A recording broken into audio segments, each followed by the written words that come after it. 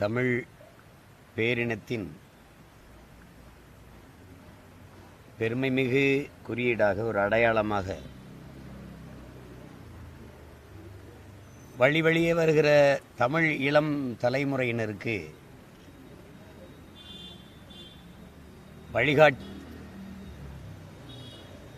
வழித்தடமாக வாழ்ந்து மறைந்த பெருந்தமிழர், பொதுவுடைமை போராளி, நாங்கள் முன்னெடுக்கிற தமிழ் தேசிய அரசியலுக்கான முன்னத்தி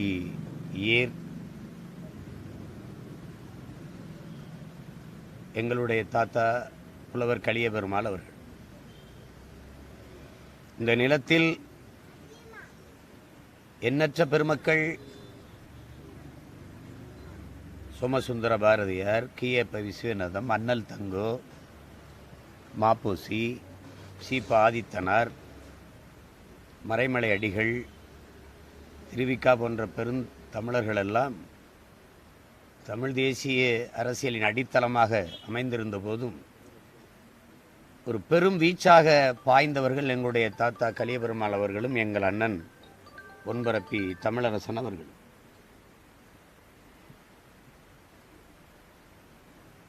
அவர்களை இன்று தமிழர் நிலம் நினைவுகூராமல் போற்றாமல் கடந்து செல்லலாம். ஆனால் பல லட்சக்கணக்கான இளைஞர்களின் இதய சுவற்றில் அவர்கள் பதித்து வைத்த அந்த பாதச்சுவடுகள் இன்னும் மாறாமல் அப்படியே இருக்கிறது. எங்களுடைய பாட்டனார் மருதிருவர்கள் படையில் அதிகப்படியான வேளாண் பெருங்குடி மக்கள் தங்களை இணைத்து கொண்டார்கள். காரணம், வேளாண்மைக்கு அவர் கொடுத்த முன்னுரிமைதான். அதைப்போல காலகட்டத்தில் எங்களுடைய தாத்தா கலியபெருமாள் அவர்களுடைய புரட்சிகர அரசியல் படையில்தான் எண்ணற்ற வேளாண் பெருங்குடி மக்கள் இணைந்து வலிமைப்படுத்தினார்கள். அவரோடு நின்று களத்திலே போராடினார்கள். காரணம், அவர் வேளாண் குடி மக்களுக்காக உறுதியாக நின்றார், உயிரை கொடுக்கவும் தயாராக நின்றார். மரண தண்டனை விதிக்கப்பட்ட போது மன்னிப்பு கடிதம் எழுதி கொடுக்காமல் இந்த மகத்தான பெரும் வீரர் பகத்சிங் மன்னிப்பு கடிதம் கொடுக்காமல் தூக்குக்கயிற்று முத்தமிட்டார். எங்கள் தாத்தா கடைசியாக விடுதலை செய்யப்பட்டார். அவர் குடும்பமே மரண தண்டனை வாங்கி சிறையில் இருந்தது என்பது தமிழின் வரலாற்றில் அரிதினும் அரிது. அப்படிப்பட்ட ஒரு தமிழ் தேசிய குடும்பம் இங்கே எங்கேயும் இல்லை. அவருடைய நினைவை போற்றுவதில், இந்த நூற்றாண்டு நிகழ்வில் நிற்பதில் நாங்கள்லாம் பெருமையாக கருதுகிறோம்.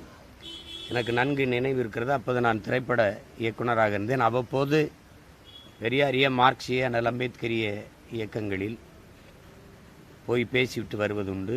எங்கள் ஐயா மருத்துவர் ராமதாஸ் அவர்களுடைய பாட்டாளி மக்கள் கட்சி, எங்கள் அண்ணன் திருமாவளவன் அவருடைய விடுதலை சிறுத்தைகள், இவற்றிலெல்லாம் ஈடுபாட்டோடு இயங்கி வந்த காலகட்டம்.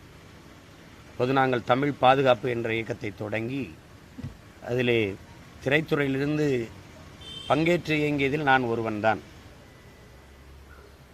அந்த காலகட்டத்தில் எங்கள் தாத்தா தெய்வ திருமகன் முத்துராமலிங்க தேவர் பெயரில் இருக்கிற திருமண மண்டபம் கவிவுலா சாலை, அதில் ஒரு நிகழ்வு. அதிலே இந்த படத்தில் இருப்பது ஒரு சிவப்பு துண்டு, ஒரு சட்டையை போட்டுக்கொண்டு அந்த நாற்காலியில் உட்கார்ந்திருந்தார் தாத்தா. என்னை அந்த கூட்டத்தில் எப்படி கண்டாருன்னு தெரியல, இங்கே வா அப்படின்னு என்னை கூப்பிட்டு அவருடைய வாழ்க்கை வரலாறு, ரொம்ப சிறிய புத்தகம்தான், இவ்வளவு சின்ன புத்தகம், அதை எடுத்து கொடுத்து, பையில் வச்சுருந்தார், எடுத்து கொடுத்து, இதை நீ படிச்சுக்க, அதான் அவருக்கு எனக்கு கொடுத்த பரிசு, அதை இன்னும் நினைவில் வச்சுருக்கேன், அந்த புத்தகமே என்கிட்ட இருக்குது, இதை படிச்சுக்க அப்படின்னு. அதாவது ஆயுதமேந்திய கிளர்ச்சியின் மூலம்தான் அடிமை தமிழினத்தின் விடுதலை பெற முடியும், உரிமையை பெற முடியும் என்று நம்பியவர்களில் எங்கள் தாத்தா அண்ணன் தமிழரசன், அதற்கு பிறகு எங்களுடைய அண்ணன் பிரபாகரன் அவர்கள். அவருக்கு எங்களை அடிமைப்படுத்தியவன் அரசியல் அதிகாரத்தை வச்சு இல்லை, ஆயுத வலிமையை வைத்து என்பதால் அவர் ஆயுதம் எந்த வேண்டிய சூழல் வந்தது.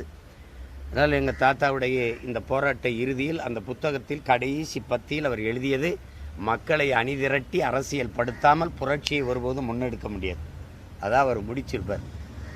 அதை படித்து அவர் எங்கே முற்று வைத்தாரோ அங்கிருந்த ஒரு பேரன் என்னுடைய பயணத்தை தொடங்கினேன், நான் தொடர்ந்து கொண்டு இருக்கிறேன்.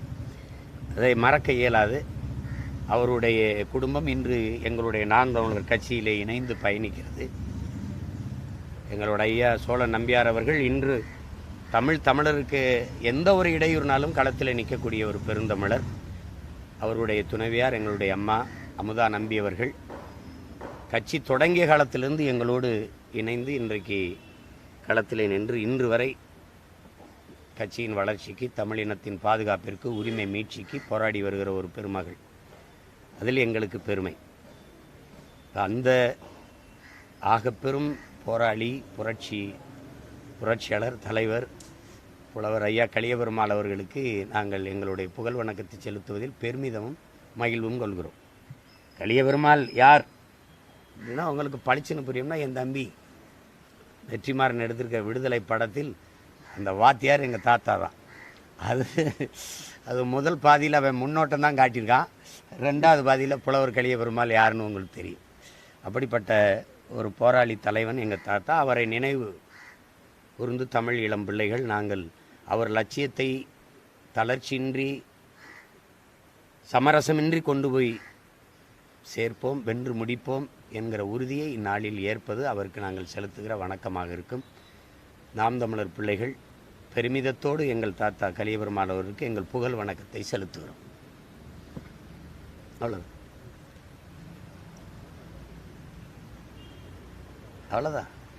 வேறு ஏதாவது கேள்வி இருந்தால் கேளுங்க, பதில் சொல்கிறேன்.